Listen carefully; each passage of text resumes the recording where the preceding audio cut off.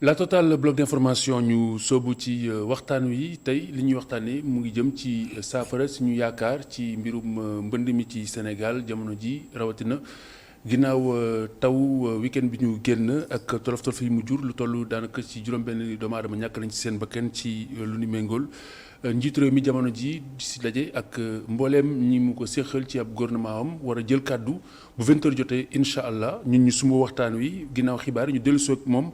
ak yéen waxtaanee mbooleem li nga xamante ni moom la wax ñu jëm ko décrypter indi ci ay analyse ak docteur Cheikh Gueye di géographe chargé prospective ak stratégie ca ENDA Tiers-Monde niki noonu docteur Serigne Mansour Tall di urbaniste kon samay gan nuyu naa leen bu baax a baax. ñu ngi lay fay. alors Cheikh Gueye gis nañu ne plan décennal bi sumboon nañu ko ci atum 2012. yaakaar am ndax ay nawet jaar na fi te demeewul nii bu ñu demee ba ci càppaandaw ga pratiquement mu demee nii yow en tant que géologue d'abord lan mooy ni nga xamante ni noonu nga yaakaar ni xëy na moom moo ko waral techniquement. waaw d'abord man dama am benn position bu xaw a tranché. ci côté boobu pour man depuis au moins 50 ans. dañuy def ay erreurs yu bëri.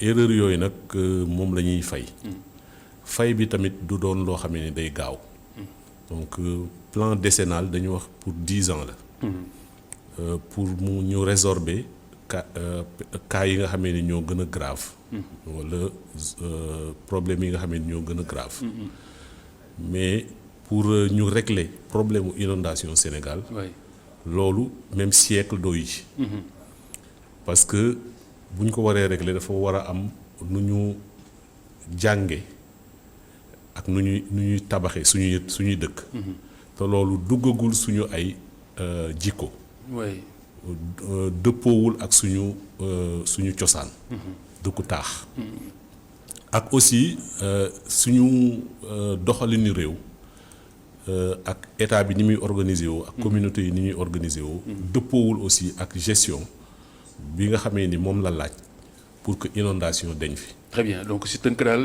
dafa mel ni un coup d'épée dans l'eau comme ni ñu koy waxee ci nasaraan lu ñu si mën a sóob rek si ay koppar daf koy sayal. waaye du ko faj. loolu la dañuy jàpp ne lu baax la. ndax 750 milliards ba ñu ko annoncé. même bu lañ ci def bu ci yeggul tamit bu ko jegee baax na ndax dina am lu mu soppi. waaye nag li des dafa bari lool. te li nga xamee ni moom laa ci gën a ragal xam naa dinañ ci dellu ci kanam. mooy erreur yi ñu def Dakar. ba tax tey Dakar naqaree régler lool moom la ñu nekk exactement. di defaat ci yeneen dëkku taax yi nga xamee ni ñu ngi koy tabax ci réew mi. alors docteur Tall ba njàngat nga am ci plan décennal bi ñu ngi ci càppaandaw gi ba nëgër ni saafara amagul réellement ci inondation yi. waaw comme ni ko Cheikh waxee xam nga. inondation yi mbënd mi la ñuy wax ci wolof. xam naa ne sax buñ demoon Kajoor dinañ soppi tur yi parce que mbënd moom nekk na lu brutal. lu nga xam ne peut-être dëppoo na fleuve yi daw. génn waaw mais fii peut-être wàll la gën a jege ndax. sunu inondation yi comme ni ko Cheikh waxee. nekkul lu nga xam ne c'est les forces de la nature qui se déchaînent. xam nga parce que loolu mooy mbënd tigi. loolu mooy mbënd waaw mais lii daanaka ay déficience la yu nga xam ne comme ni ko Cheikh waxee dafa nekk li ñuy tuddee en urbanisme ay coups partis. nga xam ne dafa lalu bu yàgg pour dindiwaat ko il faut nga defaat ay mesures ci ay durée yu yàgg aussi. parce que boo ko xoolee bu baax sax fii inondation yi di am mooy fu nga xam dañ fa urbaniser. te sàmmoo woonte ak wàccuwaayu urbanisation. c'est tout. ji Fann Résidence Sicap yi sax doo ko fa dégg. même HLM bii nga gis nga xam ne dañ ko tëggoon pour ñi nga xam ne seen doole dafa digg doomu sax. doo fa gis inondation li ci ëpp mi ngi xewee ci fu nga xam ne dañ fa dëkk te planifié wuñ ko. te sàmmonte wuñu ak matuwaay yi nga xam ne wala tëralin yi nga xam ne moom la urbanisme digle. moo tax Cheikh wax na dëgg pour saafara ko fokk nu taxawal ay jubluwaay yu sori ci kanam. nekkatul lu nga xam ne dañuy génne rek ay mesures maanaam ay dogal yu nga xam ne ñi ngi ne këtt ne jonn nga xam dañ ko war a taxawal léegi régler problème bi moo tax boo dégloo sax ñu bari bu ñuy war a ñaan dugal nañ xaalis bi rek la ñuy xalaat. dañuy fàtte mesures yi. te pourtant mesures yooyu ay mesures yu stratégiques la. mais mesures yooyu benn ci mesures yooyu mooy nañu defar ay plan d'urbanisme pour localité yi yëpp. alors que taux de couverture au plan d'urbanisme yi. léegi mi ngi toll ci 5%. très bien avant l'acte 3 donc sunu problème mu mbënd du problème mu changement climatique gëwma ko ndax taw daana bari. du problème mu précipitation extrême déedéet du loolu problème mu ñàkk a sàmmonte. ak tëralinu urbanisme rek la. moo tax fële ca Kébémer déggoo fa taw na même. li mu taw fii waaye déggoo fa inondation parce que tubaab yi au moins defoon nañ fa ay plan yu taxaw. nit ñi imperméabiliser wu ñu dëkk yëpp mais sunu kër yi sax dañ ko même coefficient d'occupation sol bi ñuy wax bu ñu ko respecté. suñuy pas yooyu ñun dañ koy karale peron ko. kon nekkatul ay surface te ndox mi danaan wàcc ci kër yi li ëpp wàcc ci mbedd yi li ëpp ci mbedd yi jaar seen yoon dem. mais loolu amatul. alors mbedd yi 6 mètres la.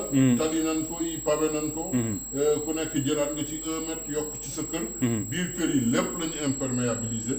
donc ndox moomu nag foog mu am fu mu jaar. loolu rek moo indi sunu inondation. alors Cheikh Gueye bi mën naa bañ a sori. oui donc ci gàttal li muy wax nii maanaam ñu xoolaat ni ñuy tabaxee loolu perspective la waaye li fi nekk nii muy tolof-tolof yi ñu jànkonteel ba dëgg ni mu ngi fi xam nga il serait peut-être pas question ñu détruire lépp mais tey bu ñu bëggoon a xool approche ban mooy gën a yell gën a gaaw ci rattraper kon erreur bi nga xamante ne def nañu ko ba noppi parce que ba tey nit ñi ñu ngi dëkk ba noppi. waaw ni ñuy tëralee suñu dëkk yi soo ko seetee depuis lu mat ñeent fukki at. tëralinu urbanisme de rattrapage. mun nañ ko tuddee noonu. parce que boo xoolee ay jafe-jafe yi rek la ñu am. yoo xam ne dañ koy dabu. di ko jéem a régler par ndànk. donc mbirum wal bi effectivement noonu lañ ko mën a defee. moo tax bi ñu tëralee 2005 d'abord. moo damay bañ aussi ñu koy teg ñu topp phasage yu régime yi. parce que 2005 la njëkk a am inondation bu tax ñuy wax. boo xamee ni dafa ànd ak taw yu bari. ba mu indi yenn jafe-jafe yi. te boobu sax li ko waraloon tigi xam nañu ko rawatina waxi naan ak bërëb yooyu. ak bërëb yooyu xamoon nañu nga ko waral xamee ni ndox mi yenn saa yi da daan jaar ci suuf. sax di fa donc 2009 mu yokk. 2012 mu amaat. 2009 bi mu amee ci la président Ablaye Wade à l'époque jël ay yenn mesures yi. créé li nga xam ne ni moom la ñuy wax MRASI benn ministère boo xam ne ni pour restructuration. ak aménagement. pour zone inondée yi. loolu dafa dëppoo woon ak lu bees ndax inondation ci la doon door a dugg ci turu ministère. mu doon stratégie boo xam ne ni dañ ko teg. ci benn thème benn enjeu bu transversal mooy inondation. lii caractériser inondation ak gestion mooy bëri ñu ci mën a ñu ci war a intervenir. dañu wax ni fi mu nekk nii ci suñu natt 15 services au moins yu état bi. dañ ciy intervenir. est-ce que loolu du li gën a yéexal liggéey bi parce que harmonisation bi ci war tigi du ci am. loolu nag moo tax liy feeñ tey. ba tax tey président ci boppam am ci xii ñi xaana di laaj ndax mbir mi fan la toll. te amul mécanisme boo xamee ni moom moo doon permettre mu am suivi. benn tableau de bord boo xamee ni. ci la ñuy gisee fu liggéey bi commencé fan la yem. fan la war a jëm loolu amu ci. mais mesures yi ñu jëloon moom baax nañ. mën nañu wax ne amu ci fenn foo xamee ni jël nañ fa mesure. ci rattraper jafe-jafe bi fa am te baaxul. ndax station de relèvement yi ñu def. relocalisation yi. restructuration yooyu yëpp. ay zones yu ko soxla woon lañ. lañ fa war a def ci ay équipement ci ay système de pompage. yooyu yëpp c'était nécessaire ñun man fa ma dëkk. am na jamono yoo xamee ni ñun ñii ñëpp jàngoon nañ en 5 minutes naka la ñuy defaree mur parce que da ngay toog taw bi jeex ba pare 30 minutes après benn ndox ñëw wàcc jóge feneen ñëw wàcc ci kër yooyu. ni boo gaawul rek ndox yi dugg ci biir kër yi. muy Grand Yoff donc yooyu zone yu bari comme Grand Yoff par exemple. xam nga am na ay solutions yu ñu fa def. am na ay solutions yu ñu def ay Dalifort. am na solutions yu ñu def ay Cité Bellevue. Ouest Foire. nga xam ne jamono jooju 2012 doyoon na waar. tigi Philippe Maguilène Senghor. zone yooyu yëpp lañ fa def am na njëriñ. ndax tey boo fa rombee doo gis waame bi. am fa. léegi nag mu des yeneen zone yu baree bari. yoo xamee ni ñoom it bu ci nekk sa problème. très bien loolu la ñu war a continuer. pour man beneen plan décennal. dina ko laaj.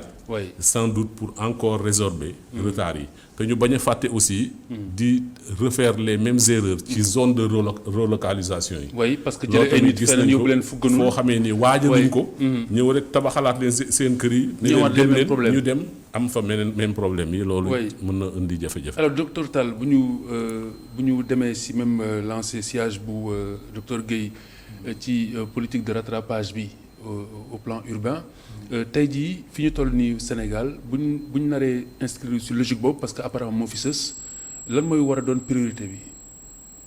waaw priorité bi mooy fexe ba barab yi nga xam ne ñëpp xam nañ ne ay barab bu risque la. ñu bañ fa dëkk maanaam ñu bañ fa def ay kër.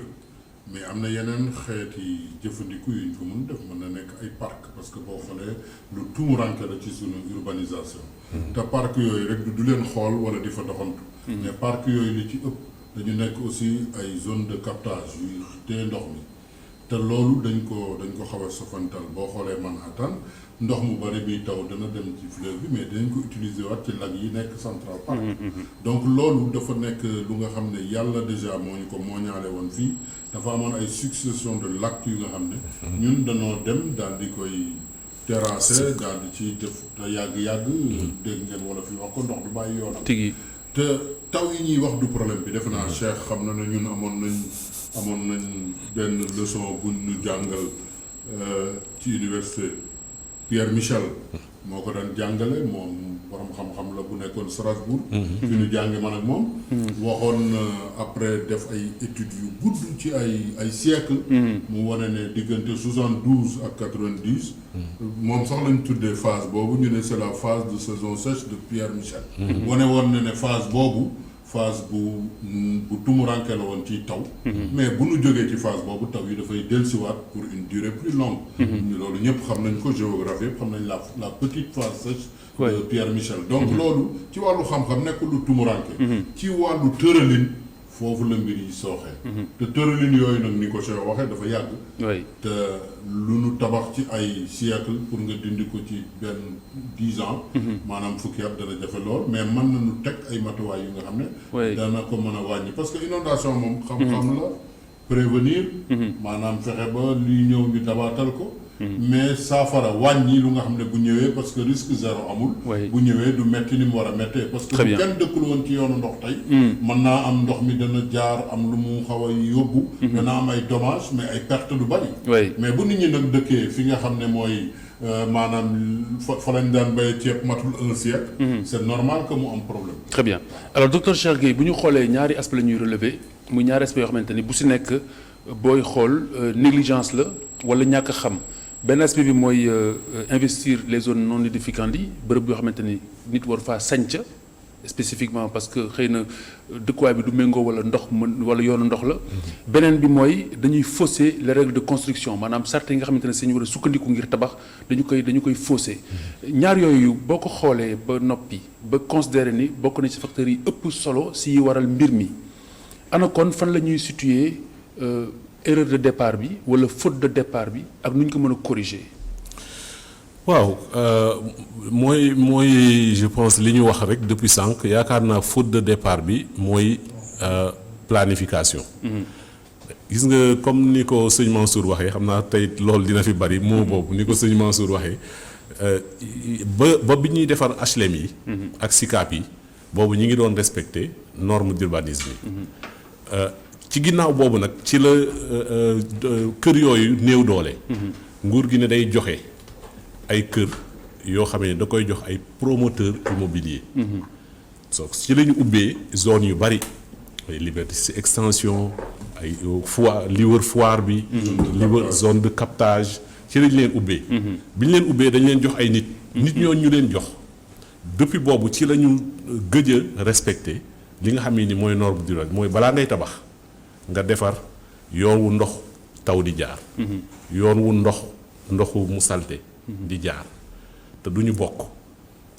nga teg fan la courant war a jaar nga teg fan la téléphone war a jaar ba pare nga door a tabax loolu te nga tabax foo xamee ni tamit natt nañ ko xool ko ndax fii suuf si baax na ndax du woon yoonu ndox ndax bu fekkee tey jii nii fi ngay tabax ndax mënoo tabax ci wetam ndax moytu fii nga xamee ni ndox mi fa lay jaar yooyu yëpp ay étude la yoo xam ne dañ ko war a def au préalable balaa ñuy joxe fenn mu dëkk looloo tax nguur gi teg ay loi waaye loi yi nag malheureusement li ñu koy respecté moo bari parce que li tax mooy day am ay urgence tey jii ni ñi soxla dëkk dañoo bari dañ leen di jox buñ leen joxee maanaam yu ci bari du jaar yoon fa mu war a jaare yoon pour urbanisme wax fii de ñun ay urbaniste lañ natt nañ ko xam nañ ni fii dëkkuwaay bu baax la suuf bi baax na même ba ci jam ñaajo sax Mansour comme fa lay liggéey dina ci wax nañ ko waroon a xoole bu baax ba xam fan la ñu war a tabax ak fu ñu war a tabax ndax suuf si baax na pour tabax defuñu ko ñi nga xamee ni noonu la waree kon nag loolu ci boppam moom mooy premier problème donc loolu bu fekkee ñi ngi continuer di def noonu te man loolu laa gis fi mu nekk nii ñi ngi continuer di joxe fii ba Bambilor fii ba Sangalkam fii ba Mbour boo xoolee cité yi ya ñu fay tabax yu ci bari respecter normes yooyu donc fii ak 20 ans li xew Dakar nii moo fay xew pour le moment ay gannuus la ndox mi dina infiltré wu waaye bu ñu demee ba dëggate ko ba nga xam ni ndox mi dootul seey ndox moomu day wal su walee waame indi loraange. Très bien alors docteur Tall ñaari aspect est-ce que loolu escroquerie lay gën a méngool par rapport ak immobilier yi nga xamante ni promoteurs yi jaay moi je les appelle des vendeurs de vent wala ñi war a def contrôle yi ñoo ko deful ni ñu ko war a defee ba ñoom ñu korkoral liggéey li ñu war a liggéey jël si koppar yi ñu si am bàyyi fa lor wa. dafa naa li Cheikh wax la gën a nirool ñàkk a planifier rek ñun aussi ci sunu. ñàkk a planifier ça veut dire que tey amul dara lu ñu mën a reprocher promoteur immobilier yi. xam nga bu ñu planifier woon promoteur immobilier bi du am liberté bu nga xam ne moom dana mën a ñëw def lu nga xam ne dëppoowul ak li nu planifier. kon li ko lal mën nañ jàpp ne ñàkk a planifier la parce que même bu fekkee quartier boobu li Cheikh wax lépp sàmmonte nañ ci. sàmmonte nañ ci ak moom ba pare ci biir kër yi. ñi war a respecter coefficient d'occupation du sol kenn respecté wu ko ci. dañu terrasser 100% dër seen kër gépp bu boobaa ndox mi aussi mënatut a dugg foofu il faut que mu génn ci mbedd mi. mais mbedd yooyu bu ñu ko tëraloon def ko c'est vrai que li ñuy planifier doyul parce que li ci ëpp mbedd yi parfois 6 mètres lay doon. mais bu fekkee mbedd yooyu ku nekk da nga jëlaat 1 mètre. wàññi nañ capacité bi mu amoon ci tee ndox bi. donc ndox boobu il faut que mu am fu mu jaar pour dem. loolu mooy problème bi defe naa ne ñàkk a sàmmonteeg principe maanaam tëralin yi nga xam ne moo war a wéer dëkk ak dëkkuwaay. loolu lu fi tumuranke la. mais boo xoolee sax ci xam-xamu bi ñuy tuddee xam-xamu cosaan xam-xamu empirique ci sunu bokk lébu yi est-ce que daan nga leen gis. Philippe Magui Senghor yàgg na fa. yoon woowu yàgg na fa mais dañ ko bàyyi woon mu nekk yoonu ndox bi dem géej. dëgg la dañ ko bàyyi woon dëkkuñu fa woon. tigi boobu maternité ba rek kaa fa nekk. maternité bi ñun ñoo ko fa def xam nga. waaw te biñ ko fay def fekk na li buy dëkk fa peut-être des siècles avant. boobu ay tuiles la. ay voilà. fépp foo xool ci région de Dakar ñoom bàyyi woon nañu yoonu ndox yi. mu dem remplir lag yi ñu ciy bay parce que dëkk aussi dafa laaj loolu. mais ñun ñoo sakk yoonu ndox yi. ñun ñoo ko sakk. mais loolu lépp li ko indi ñàkk planifier la rek. te nit ñi parfois dañuy jàpp ne planification luxe la maanaam. wala mbiru tubaab la alors que ñun boo xoolee ci sunu connaissance endogène sax dañ doon planifier. parce que loolu xam-xama ko lal. daawuñu ñëw rek dëkk fenn. ba pare ci biir dëkkuwaay boobu ndox dañ koy utiliser mais ndox ressource la. xam nga anglais yi ñoom dañ naan water harvesting. ñoom dañuy jàpp ne dañ ko récolter. bu ñuy tabax sax dañuy def tuyau bu nga xam ne day wàccee ndoxu taw bi bu ëllëgee ñu utiliser ko mais ndox du gàllankoor ressource la donc loolu dañ ko war a mooñaale aussi ci sunu planification mooñaale ko ci sunu architecture mais man gisaguma presque fii kër gu nga xam ne bi ko architecte yi defare xalaat nañ ne war nañ fa récupérer yoonu ndox bi pourtant les maisons coloniales si tu vas dans les escales des villes de l'intérieur yépp amoon bassin bu nga xam ne ndox taw bi yépp dañ koy jël dugal ko ci bassin boobu di ko utiliser waat peut-être boobu ndox bariwul aussi di ko utiliser waat pendant 4 5 6 mois dëkk yi dul taw lu bari lu mel ne Cap-Vert kër yépp a ko am amul benn bu ci mucc donc loolu aussi dañ ko war a xalaataat ndox rek du jël di yóbbu géej ndox mi ressource la bu nga xam dañ ko war a utiliser arroser ci suñuy jardin utiliser pour suñuy besoins ménagers ba pare mu duggaat remplir nappe phréatique bi loolu dafa am importance il faut que ñun mooñaat suñu politique yi nga xam ne moom lañ tëral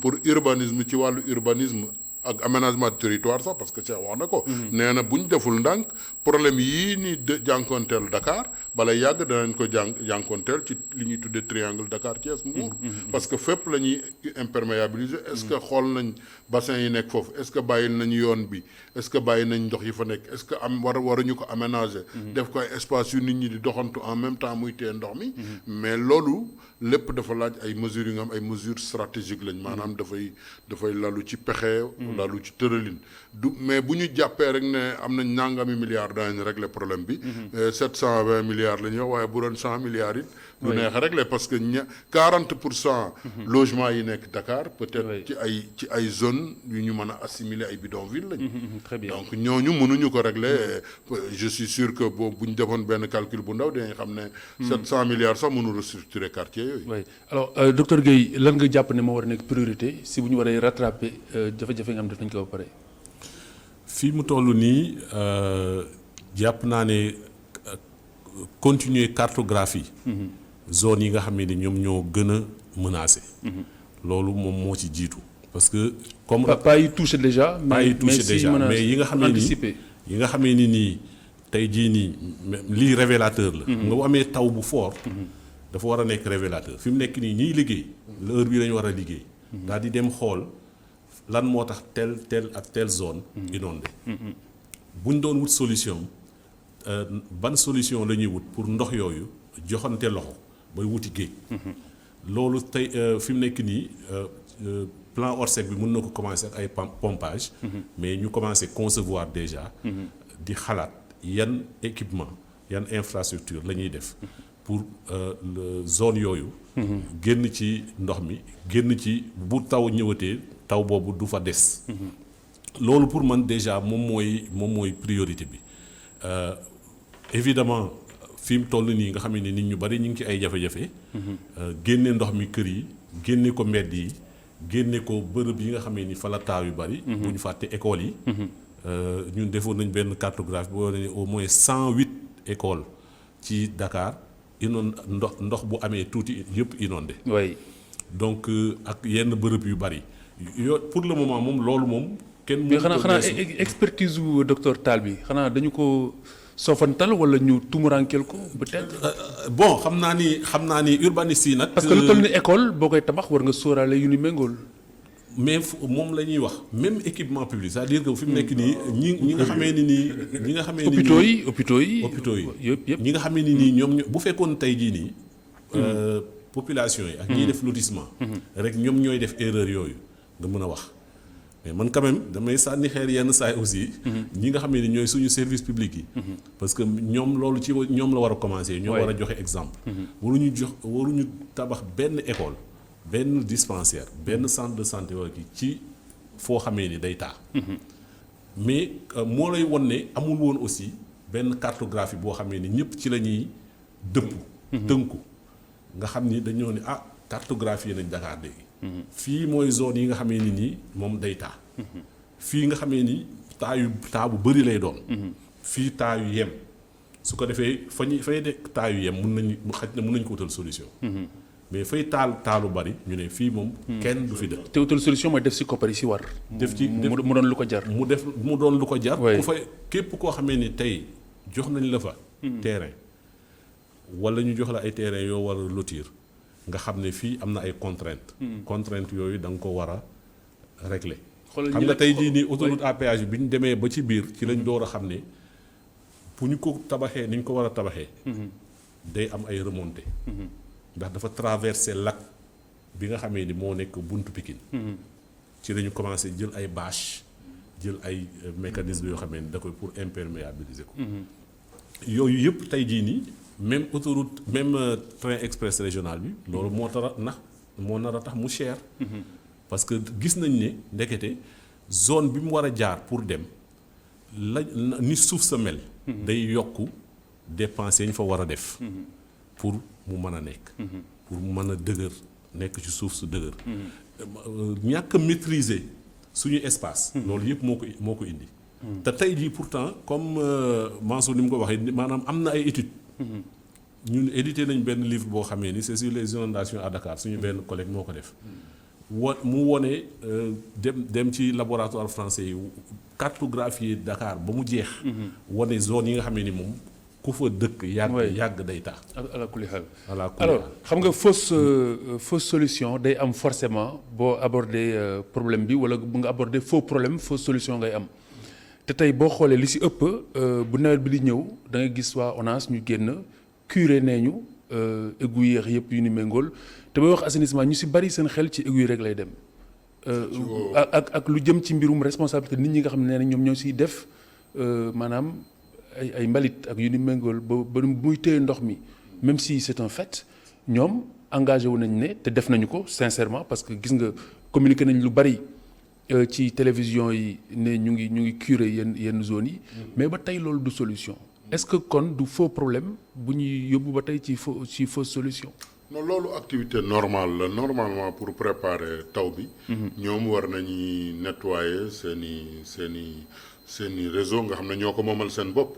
loolu dina am impact ci inondation yi mais xam nga ndox mi waamee. yëpp mënul jaar ci réseau yi doyul. pour loolu donc assainissement du réseau yi rek. waaw leneen ak leneen la ponk yi ñu fi wax yëpp daal même boo xoolee réseau drainage bi. nga xam ne moo war a jël ndoxu taw yi réseau boobu c'est largement insuffisant. nekkul lu nga xam ne yaatu na matale na ba mën a ëmb dëkk yëpp fii inondé mais amul mbedd bay am réseau. te réseau ci mbedd lay jaar. donc xam nga tey première action bi comme ni ko Cheikh waxee mooy fexe ba sàmmonte ci zone yi nga xam ne ñoom c'est les zones les plus menacées maanaam ñoom ñoo ëpp les risques am inondation foofu la ñu war a commencer utal leen mbedd restructurer leen. pourtant am na programme bu mag bu ñuy wax programme zéro bidonville peut-être bu ñu ko mettre en œuvre. dina indi ay saafara ci loolu mais li ñu war a bàyyi daal mooy yaakaar ne rek. tey bu dara amee. dañ koy wax bu jeexee ñu fàtte ko. xaarati beneen yoon. parce que aussi taw du nun noo koy maîtriser. comme ni ma ko waxee sànq ñëpp xam nañ ne dugg nañ ci dans un cycle pluvieux. depuis 2004 parce que inondation yi 2005 la commencé.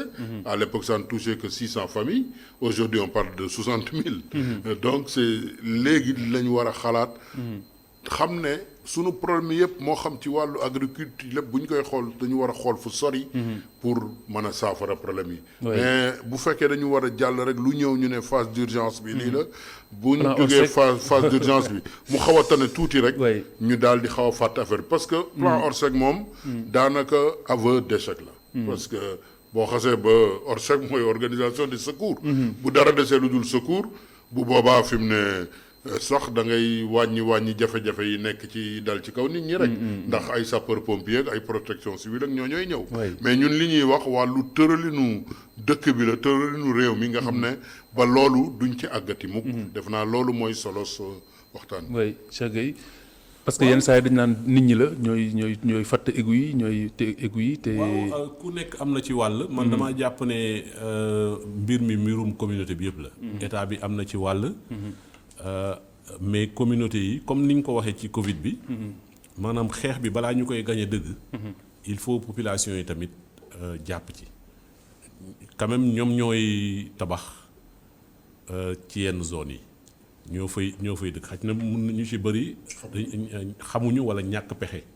tamit dina tax waaye. même tey jii nii bu ñu amoon parce que dëkk yëpp quand même ñooy am jafe-jafe. mais ñàkk xam bi ak ñàkk pexe bi am na loo xamante ni moo ko war a gaar.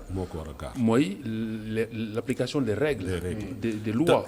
donc ça veut dire que ñooñu dañuy tabax te duñ ci am yelleef duñ ci am ndigal. loolu ma bëgg ci dugal aussi responsabilité collectivités locales yi. pour wax ni ñëpp la. Oui. maanaam tey état bi. effectivement normes yi bu ko tegee. dafa war a am ay services yu ñëw di ko respecté loo nit ñi. di ko respecté loo nit ñi a priori. avant ñuy tabax. bu ñu tabaxee pare mu ñëw aussi corriger. la nga xamee ni def nañ ko. collectivités locales yi dañu war a am ay services techniques ñoom tamit yoo xamee ni dañuy xool. parce que ñoo gën a jege nit ñi ñoo gën a jege seen ay suuf. xam lan moo fi jaar yoon lu fi dul jaar yoon. te yàqu yu bari ku nekk xam na ni ci ñoom lay jóge parce que dañuy joxe ba joxe lu ñu amul. léegi ñi nga xamee ni ñooy population yi muy ASC yi muy chef de quartier yi. ñëpp ci war a am rôle. parce que xam nga mbir mi au-delà de inondation. mbiru dëkkuwaay la. nan la ñuy dëkk goo xam ne day mucc ay. lu ñëw ñu mën koo dékku. bu dee ngelaw ñu mën koo dékku loolu la war a doon. absolument su ko defee inondation da ciy nekk benn élément mais encore une fois inondation dafi dootul jóg. maanaam ñaari at ñetti at ñeenti at. maanaam yàq nañ ba pare. ñaari at ñetti at dana ñëw. su ñëwee war na fekk ñu waajal ko. waajal ko su ko defee waajal boobu dina tax. li mu fi naroon a yàq. du ko fi yàq ndax année yii weesu comme Mansour ni mu ko waxee li mu fi yàq. dafa ëpp la mu fi daan yàq. léegi at mu jot di nga gis am ñu ci dee. am ñu ci ñàkk alal ju baree bari. xam nga peut-être que 750 milliards yi ñuy wax. chiffre fétiche boobu. mën na am li mu yàq moo ko ëpp. mën na ne. ci ay kër yoo xamee ni yàqu nañ ci ay. donc loolu tamit lu jar a bàyyi xel. am na solo luñ ci investir rek doyul. am na solo parce que boo demee Gorée ak ni ñu tabaxee. nga dem feneen ak feneen ak ñu tabaxee du ay jekk-jekkal rek wala ay rafetal tabax yi dafa am nu mu war a bindoo selon bërëb yi nga xamante ni fa la tabax yi war a ne. waaye yooyu yëpp ñaare duñ si faral di bàyyi xel te léegi bu fekkente ni sama xarit day yëngu si maçon su ma amee sama kër rek dama koy jox mu tabax loolu tamit war nañ si bàyyi xel bu baax a baax ndax spécialistes yi ñu ngi fii kon jërëjëf.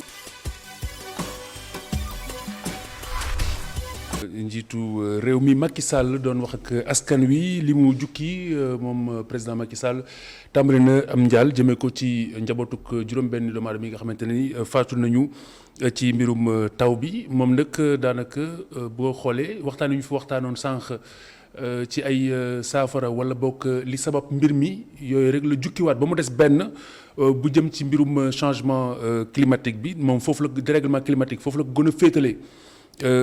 waaye teewul ponk yi nga xamante ne wax na ko sànq yi tamit ponk la yu ñu waxtaane moom ne njiitu réew mi programme bi nga xamante ne mooy programme décennal bi daañu ko wëyal rawatina ci yenn zone yi nga xamante ni fa la gën a laale ñëw na ba si Marigot ba nekk fële ca Mbaaw waaye tamit ca Kër Massar ak quartier boobu ñu naan Alaaji Paate danañ fa def mobilisation boo xamante ne daal mbooleem la fa gën a jàmp daañu taxaw ci na mu gën a gaawee tey tamit mbooleem réewum Sénégal mbooleem ñi ci amub cër sapeur pompier ba ci l'armée bi ñëpp daañu mobiliser wu ngir daal di ci indi saafara ci na mu gën a gaawee lu ko mooy yëkkati na ne enveloppe bu toll ci fukki milliards ci suñuy koppar enveloppe boobu leen rek 3 milliards yi mu ngi koy jagleel ndimbal lu mu ngi jëm ci askan wi ñi nga xamante ni ñoo ci yàqule rawatina. jaare ko ci gouverneur yeeg ñooñu nga xamante ne ñoom ñoo nekk ci administration bi ci wàllug territoire ñoom ñooy xool ñu ko yittewoo ñu jébbal leen ko ci juróom-ñaari milliards yi nga xam ne moom moo ci des nag ñu jébbal ko ONAS ak sapeur pompier yi ak mboolem jumtukaay boo xamante ne rek danañ si mën a jariñu sukkandiku si ngir daal di amal liggéey bi programme décennal bi nag ne dana am luñ ci indi bees ngir gën a suuxat mbir mi ci wàllug koppar waaye tamit dana fexe lépp loo xamante ne ni am na si ak lu ñu si jot a def ñu daal di koy leeral moom njiitu réew mi ne comme changement climatique wala dérèglement climatique mooy li nga xamante ni moom moo waral lii lépp faaw ñu daal di fexe nu ñu dundeek moom loolu nag bokk na ci wax nañ ko fi sànq soppi doxalin yi moo xam fa ñuy tabaxe wala fa ñuy sanc ak fa ñuy dëkke waaye tamit yoonu ndox yi ñu moytu di fa sanc tey tamit fexe rek ba lépp loo xamante ni rek maanaam mën na soxe ko ci dérèglement climatique boobu ñu fexe nu ñu ko oyofale ci askan wi moom njiitu réew mi it am na njàqare ci tempête yooyu ñuy wax faral di wax jëmoon penku war a ëlbatiku ñëw sow loolu tamit daana si dikkat léegi ci biir waxtaan wi di ñaan rek yàlla suñu borom mu sori yool ñu ko kon ci tënk loolu mooy li ñu mën a jàpp ci li njiitu réew mi wax docteur Cheikh Gueye sa première njàngat ci kaddu njiitu réew mi ndax li nga doon xaar moom la génn tey si gémmiñam. waaw baax na en tout cas lu mel ni bu amee ci réew mi président génn comme ni nga xamee ni noonu la ko kilifa war a defee ci réew mu nekk ci jafe-jafe mu génn wax. dalal xelu nit ñi ak xolu nit ñi wax loo xamee ni aussi dina tax ñu jàpp ne moom am na ay solution loolu c'est normal te it ñu wax dajewaat pendant une journée waxuñu lu dul ci mbiru inondation loolu dafay gëj te loolu moom laa doon wax sànq maanaam inondation dafa nekk loo xamee ni dafay ñëw dëkk si loolu nag dañ ko war fu ñu toll di ko waajal waruñu ko toog rek ba lu exceptionnel xew ci ñu door ko ñëw door cee dikk di ci waxtaan waaye jàpp naa ne mesure secours d'urgence yi nga xamee ni moom la wax muy 3 milliards yooyu loolu tamit am na solo dina bëri ñu muy dimbali li ci des muy juróom-ñaari milliards yi loolu it xam naa ni pour yokk moto pompe yi yokk matériel bi yokk carburant yokk yooyu pour que mbir mi gaaw sera bi mu wax nag moom ci jaaxal sera dafa nekk nii moom sera moom dafa war a dafa day sori te nit ñi fi mu ne ñi ngi ci biir ci biir mbënd mi dëgg la donc loolu it bëgg naa en tout cas mu doon lu gaaw su ma sañoon dina doon lu gën a gaaw li mu ko waxee. alors docteur Tall première impression. waaw comme ni ko Cheikh waxee lu jaadu la mu génn wax ak ñun waxtaan ak ñun dalal suñu xel mais li ma jàpp ne daal bari na lu mu wax déjà mi ngi woon ci plan décennal bi li nu wax ne nañu defar ay plan yu sàmmonteeg yoon bàyyi yoonu ndox yi loolu bokk na ci 10 mesures yooyu nga xam ne maanaam fukki dogal yooyu nga xam ne plan bi tënkoon na ko 10 milliards yi it mën naa maanaam dana mën a saafara aslëf ci yenn jafe-jafe yi nga xam ne moom lañ jànkonteel fi ñu toll tembe mais man li nu waxoon sànq rek ci laay dellusiwaat il faut que nu lal ay pexe yu nga xam ne moom déjà souligné na ko bi muy commencé wax na ne waaye boo ñu préparé wu ndax lii du fi nekkati luy bettee danay ñëw yenn saa yi moo xam mu bett ñu mu bañ ñu bett donc man li ma jàpp li mu wax ay mesures la ay dogal yu nga xam ne pour saafara li ne këtt ne jonn la mais il faut que en même temps aussi ñu bañ a yem ci loolu ñu tëral ay pexe yu nga xam ne dafay nekk ay pexe yu nga xam ne du nekk rek ay décision parce que boo nee buñ dëkk ci yoon ndox yi te waxoon nañu yokk plan yi fu waay war a dëkk mu nekk lu nga xam ne day méngoog plan yi ñi yor plan yooyu ñu jox leen ay jumtuwaay ba ñoom ñu mën a surveiller loolu defe naa bu boobaa aussi mesure bi dana nekk dogal rek mais boo moytulee du am lu koy wéyale ba mu nekk maanaam lu nu mën a teg suñu baaraam. très bien alors ñi nga xamante ni xëy na ñu ngi doon seetaan première partie bi gis nañu ne njiitu mel na daf leen déglu parce que mboolem yi mu fi joxe ci mesure phare yi bokk na ci solution yi nga xamante ne dégagé ngeen ko ci première partie bi waaye dérèglement climatique bi dafa mel ni moom la ko gën a jiiñ ci ay waxam. ndax kon mën nañ jàpp ne il a la bonne information pour ainsi dire. waaw dérèglement climatique am na ça fait au moins 15 ans ñuy wax. di wone ci ay données. mais est-ce que loolu mooy tigi problème bi parce que foofu la gën a féetale même si conclusion am. non loolu du problème bi parce que problème moom du moment que xam nga ko. déjà dañu am ay outils. muy ANACIM muy Agrimet. muy SILS yoo xam ne te waxoon nañu lépp li nar a xew ñoom dañ lay wax ni la même sur 2 ans 3 ans yëpp taw lay bari bu naree wàññeeku dañ la koy wax lépp ay données scientifiques la kon loolu xam nañ ko du lu bees li am solo mooy ñu pexe yi ñuy tëral dëppoo ak exceptionnalité yi nga xam ne ni day yokk parce que bu ñu fekkee pluie yu exceptionnelle day gën di yokk di gën di bari da ngay tëral ay pexe yoo xam ne ñoo koy fànq bon li mu wax ne am na ay comme ay tornade ak ay ouragan ak yooyu yoo xam ne ni daraan dem Amérique day ñëw fii loolu nag moom mënugul nekk bon ñu yàlla dogal suñuy taw est lay jóge ñëw ouest mooy continuer dem ba Amérique. loolu du gaaw a soppeeku. ba yàlla bindee suuf fii Afrique. ba léegi noonu la tëddee. mën nañ see rafet njort mën nañ cee rafet njort bu baax ci loolu. par contre ay taw yu gën a bari. yoo xam ne day dugg ci taw bi bu ñëwee ba tuur li muy tuur. duggaat ci géej gi solaat ñëw tuuraat ñu loolu moom mooy indi taw yu mel nii. ndax day arrêté dem dugg ci géej gi wëlbatiku. ñëwaat laalaat ñu. surtout yooyu taw souvent Dakar bu baree taw yenn yi. loolu moo koy day am benn système cyclonique.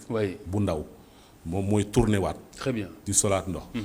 mais loolu yëpp encore une fois li nga xam ne moom lay jur rek mooy ñu war a gën a waajal. suñu bopp xam ne mbiru waame bi dootu fi jóg. bu toogee ñaari at ñetti at daal di ñuy noppal. dina dellu si. kon même exceptionnel mën nañu ko sànni géej. parce que mënuñu wax sax exceptionnel puisque prévoir nañ ko ba noppi. il y a quelques années dañoo waxoon ne li ñuy wax isoyet. ci climatologie dafa wàcc. tey lu mu doon taw Louga léegi ñu ne kat kii la koy taw Touba. lu mu doon taw maanaam wàcc boobu. isoyet bi wàcc. loolu dafa mel ni dafa jamono daf koo weddi. ndax fu faraan wow koŋ. daawul taw nawet dafa commencé waat di tawaat. waaw loolu nag dafa tax ba muy wow. ñu yaakaar ni dootul tawati taw yu bari. moo tax ñu sanc si zone yu baree bari. sans considérer loolu nag la ñu war a wëlbati. fexe nu ñuy tërale ay pexe. te pexe yee ñu jëfe ko. maanaam mu doon parce que li mu tuddul mooy gouvernance bi. tey jii nii li tax li indi lii depuis 40 ans. mooy dañoo surveiller wul. dañoo planifier wul. dañoo lotissement yi ñuy def teguñu ko ci yoon. loolu moo indi lii. très bien même plan décennal bi boo xoolee daf ni dinañ ko xoolaat. waaw xoolaat bi bokk na si aussi ñu saytuwaat ko. indi ci xaalis bu bees mais surtout ñu indi si lu bees loolu da lay wan ni amul proactivité. ci bi ñu ko tàmbaleek léegi te loolu xëy na du gën ci situation yu ñu demee. waaw waroon na nekk loo xam ne day adaptable. nekk loo xam ne ni fu mu toll dañ koy saytu. di xool lan lu bees dañ ci war a dugal. yan défi yu bees moo ci génn. ak aussi ban argent frais.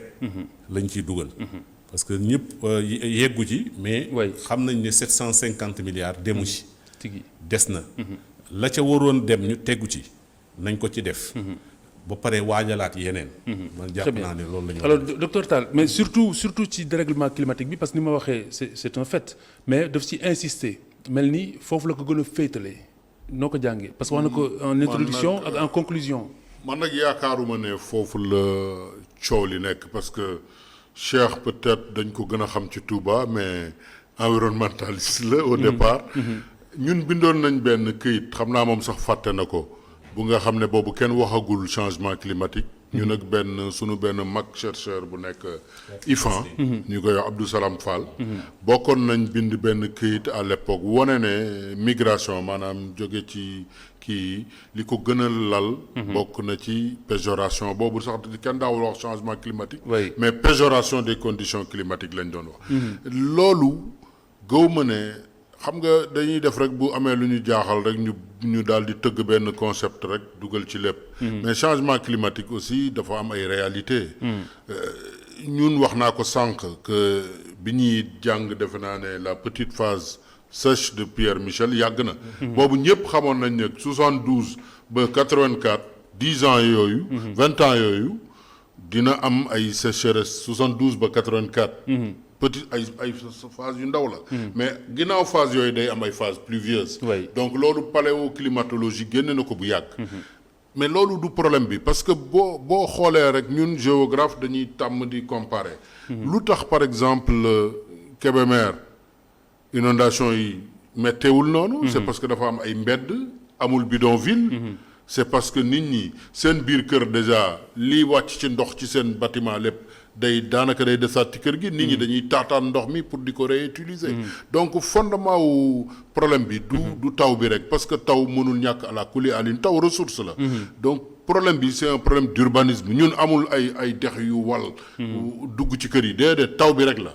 donc loolu dérèglement climatique bi xam nañ ko xaw nañ ko mesurer Cheikh wax na ko nee na am nañ ay instruments yu bari yu nga xam ne à court terme à moyen terme dañuy wax ndax dina bari taw ren loolu xam nañ ko loolu du problème bi léegi nag ginnaaw biñ ko xamee li manqué mooy prévention bi oui tout à fait waaw alors beneen affaire mooy li mu jeexalee maanaam dérèglement climatique parce que moom la tàmbalee moom la jeexalee mais dafa oote ñu réadapté wu maanaam soppi doxalin yi est-ce que on pourrait avoir le sentiment tout de même que dafa inverser rôle yi est-ce que soppi doxalin yi amul leneen lu mu war a juwaat lool lu dul faire appliquer les règles tout simplement. waaw ñun daal loolu mooy suñu vrai problème.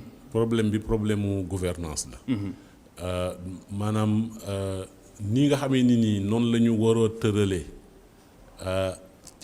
suñu doxalinu dëkk.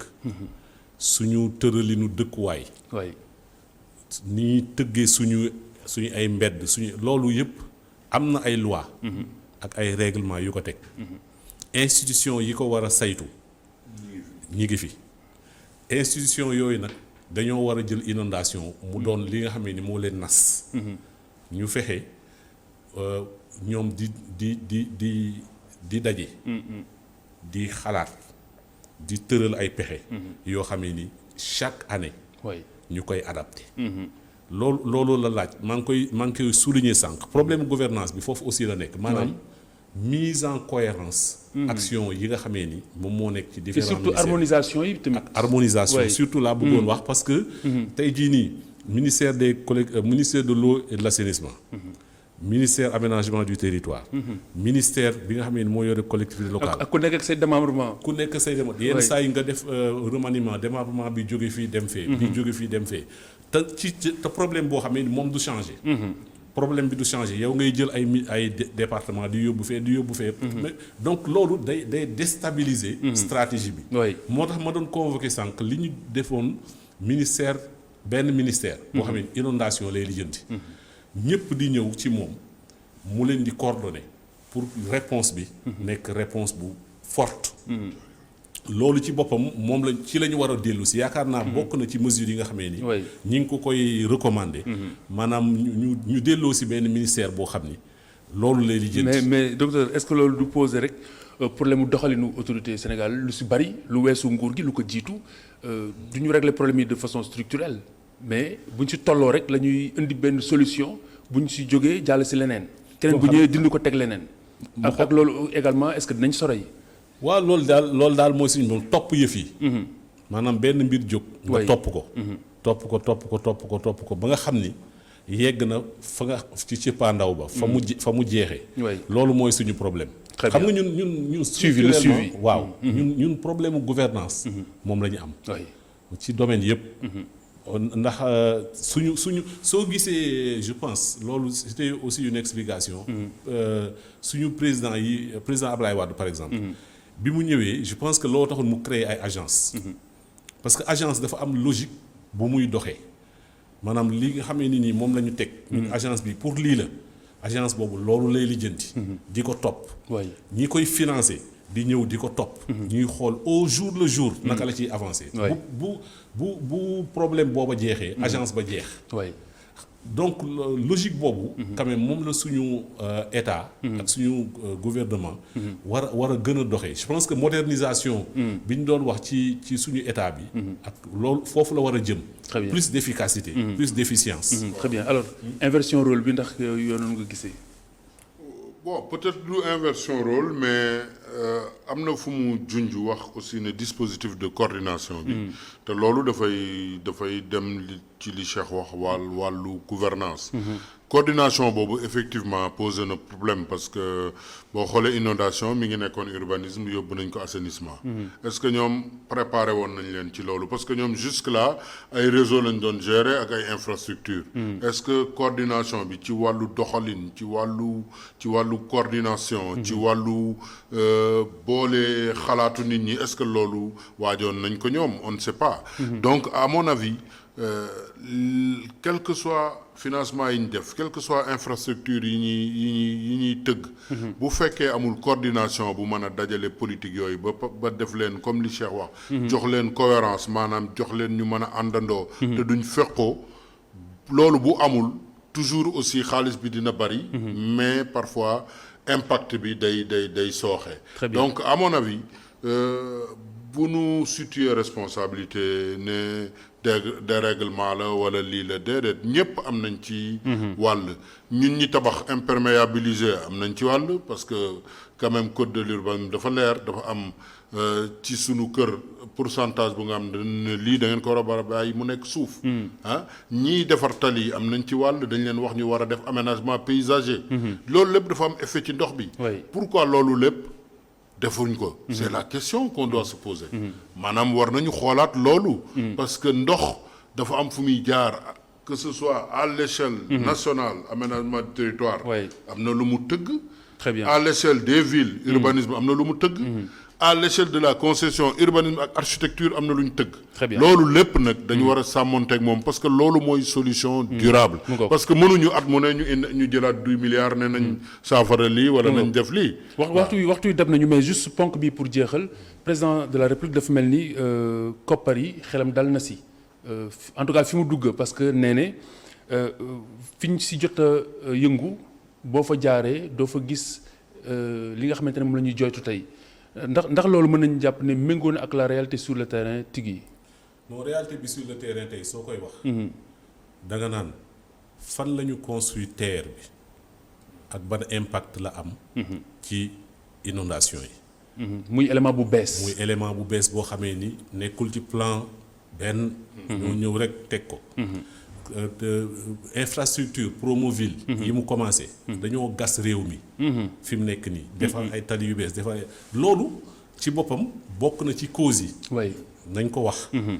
ba nga xam ni bu ñuy commencé liggéey na fekk ñu bàyyi ba liggéey bi yegg. ñu door a commencé beneen liggéey boo jëlee liggéey réew moo xam ni. inondation ma nga fay war na fa am prévoir nañ ko fa. nga lancé ndoo ay liggéey. zone yu bari tey. ñu am inondation mu bett leen loolu moo ko indi. maanaam infrastructure yu bees. yi ñu fa indi. yoo xam ne plan bi sóoraale ko woon. alors Tall est-ce que du coup moom ni xelam dalee ci koppar yi fi mu dugg yow noonu la sa xel dalee. waaw def naa ne koppar yi xam nga réew mi nag dañoo nekk réew mu nga xam léegi boo tuddee milliards rek nit ñi dañuy fàtte sax li laal milliards yi. bon 720 milliards c'est vrai que bari na mais bu nu fàtte ne pour fukki at. du 750. 760. waaw 760. waaw te pour fukki at la. mais bu ñu xoolee évaluation boobu Banque mondiale defoon en 2009 mi ngi estimé woon ne perte ak dommages yi inondation yi indi 44 et quelques milliards la woon pour Sénégal dont 37 milliards à Dakar. donc mën na ne sur 10 ans boo jàppee ne peut-être perte yi daanaka mooy genn wàllu li ñu war a investir kon danañ ko réyal lool mais. réew mi daal dama yaakaar ne milliards de ngay wax léegi du ñàkk sax ba li ñu si ñàkk moo ëpp li ñu si dugal. mën na nekk mais léegi dañuy man bëgguma teel a wax. affaire milliard parce que problème bi du milliard jumtuwaay la rek. mais xalaat. ak pexe moo jiitu xaalis bi. jërëjëf docteur Serigne Mansour Tall di urbaniste ak docteur Cheikh Gueye géographe chargé de prospective ak stratégie ca ENDA Tiers-Monde ñoo àndoon ak yéen ci la Total bloc d'information tey ngir waxtaanee mbirum inondation yi ak xaar kàddu yi njiitu réew mi indi ci ay càmbar ak i gëstu.